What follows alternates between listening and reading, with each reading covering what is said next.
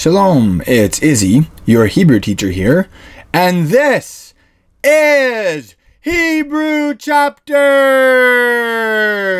with Holy Language Institute. Read with me through Genesis chapter 7. Genesis in Hebrew is called Bereshit, and chapter 7 is in the Torah portion, or parashah, as it's called in Hebrew, called Noach, which is the original pronunciation for Noah's name. Let's begin in Genesis chapter 7, verse 1. Va yomer, and said. The verbal root there is amar, and it means to say. And said, and then here we have the name of God in Hebrew, spelled Yod He Vav He. Most scholars believe God's name was originally pronounced Yahweh. For the last several thousand years, Jewish people have avoided pronouncing God's name and have instead said Adonai, which is Hebrew for my master or Lord. So I will be following that tradition in these Hebrew chapters readings. And said Adonai le Noach, to Noah, Bo, come. Ata, you, singular male. V'chol, and all. Beitcha, your house in Hebrew is your bait. It also represents everyone who lives in your house, your family members. So if you want to say your bait, your house or household in Hebrew, you say Beit cha. Beit is the construct meaning house of. El, to ha teva. This is interesting. The word teva is translated as ark in this story, but in other places in the Hebrew scriptures where this word occurs, teva, it's translated as box, chest, or basket. So imagine that. Noah's basket. Come into the basket with your household. Ki, for otcha, you, masculine singular. Ra'iti, verbal root there is ra'a, to see. Ra'iti, I have seen. Tzadik, the verbal root there is tzadak, and it means to act righteously or justly. A tzaddik is someone who is righteous and acts righteously and justly. I have seen you to be righteous. This is also a legal term used in a court setting, referring to someone who is proven right, legally exonerated, that kind of idea. Le fanai. Now in Hebrew, your face is your panim. Literally, that's faces in the plural. It's also used as a preposition. If someone is to your face, they are in front of you, before you, in your presence. So here we have le fanai, literally to my face, meaning before me. Badol, a dol is a generation, so badol, in the generation hazeh, the this. Badol hazeh, in the generation the this. In English we would say in this generation. Mekol, from all. Ha behema. A behema is an animal, a beast, or cattle, is how it's translated in various places in the scriptures. Ha tahora, to be tahor is to be clean. Here we have the feminine form tahora, so the clean animals. Tikach, verbal root there is lakach, to take. The lamed is a weak letter, so it is dropped, and we have tikach, you take lecha, for yourself, or to yourself. Shiva, 7. Shiva, 7. Why is it repeated? It means 7 of each. Shiva, Shiva, 7 of each. Ish, what does ish mean? Literally in Hebrew, a man. The ishto, and his isha. What is an isha? A woman or a wife.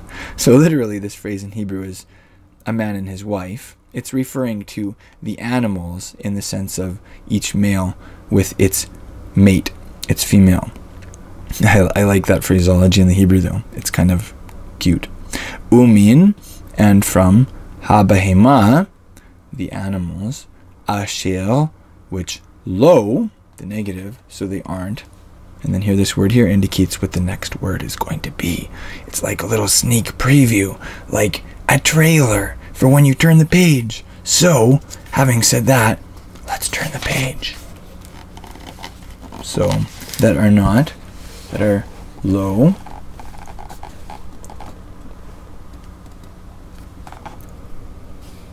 Tohora, clean. So those animals that are not clean. He, it, literally she. Shnaim, two. Ish, a man. Ve'ishto, and his isha, his wife, referring to each animal with its mate. Gam, also. Me'of, from the birds. Hashamayim, of the skies, the heavens. Shiva, Shiva, 7, 7. In other words, 7 of each. Zechal, a male. U nekeva, and a female. Lechayot, verb root there is chaya, and it means to live. In other verb forms it can mean to bring to life or to give life, which is the sense here. Lechayot, to preserve life, or preserve alive. Zera, seed. All, on. Panei, the panim of, the faces of, or here, the surface of. Chol, all. Haaretz, the land, the earth. Ki, for leyomim, a yom is a day. Leyomim literally is 2 days. Od, literally until. Shiva, 7. How would we phrase that in English? How would you translate that? Literally, leyomim od shiva, 2 days until 7. It has the sense of in 7 days. Anochi, I myself, the short form would be ani. Mamtir, matal is the verbal root to rain. Mamtir, I am raining all, or causing to rain all, on haaretz, the eretz, the land or earth. Albaim, alba is 4. Albaim in the plural is 40. Yom, day, or days. Ve'albaim, and 40. Laila, night, or nights. U machiti, verbal root here is macha. In other places in the Tanakh, the Hebrew Scriptures, commonly called the Old Testament, this verbal root macha is translated as to blot, to destroy, to, more literally, wash off or wipe away. So I will blot out. Et kol, et here is indicating what will be blotted out. Kol al haikum. Now this is an interesting word. It's not used too often in the Tanakh, actually. The verb root there is kum, and it means to get up or to rise. So here, haikum, it's referring to everything that gets up or rises. Basically everything that is alive, everything that has that life in it that would cause it to get up and rise and move is the sense there. Asher, which asiti, verb root asa, to do, act, or make. Here, making has the best sense, so that I have asad, I have made. Me'al, from on. Panei, remember, the faces of, the surface of. Ha'adama, the soil, or ground. Vaya'as, there's that verb root again, asa. Now here, let's keep reading, and you tell me whether the better sense is to make something or to do something. Vayas, Noach, Chol, like all, or according to all. Asher, that. Tzivahu, verb root there, tzava, to command or charge. Adonai. So, you tell me. First, word in this little verse. This is a very short verse. Vaya'as Noach. Thanks for watching this trailer. To get this whole talk in audio or video format, go to holylanguage.com and subscribe. I'll see you there.